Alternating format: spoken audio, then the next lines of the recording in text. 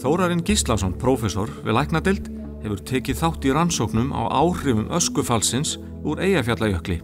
Rannsóknir hans á langvinnum lungnasjúkdómum hafa vakið athygli víða ásamt viðamiklum svefnrannsóknum.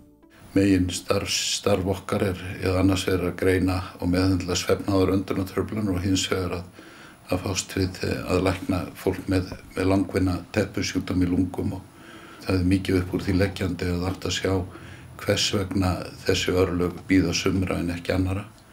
Og það aðeins á örfáum stöðum í heiminu þar sem að samfélögum bjóði upp á þann möguleika að það sé hægt að fylgja fólki eftir til lengri tíma og skoða hvaða þýðingu hlutirnir hafa. Öll umhverfismengun, hvort sem hún á heimili eða vinnustað eða bara á þeim stað sem við eigum heima og hversu langt við búum frá stórri umferðargötu eða hvort að reykurinn frá Hellisheiðarvirkjun leitar hún í lunguna á okkur.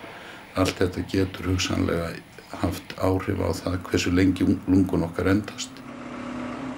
Eitt af því verkefni sem við erum með núna í gangi að meta áhrif umhverfismengunar, bæði svifryksmengunar og mengunar frá Hellisheiði, mengunar frá jöklinum sem að blása yfir öðru hvoru og sjá hvort það séu tengsl við versnanir á lungnasjúkdómum, hjarta- og æðasjúkdómum og fleiri þáttum sem við höldum að þessir umhverfisþættir skipta máli.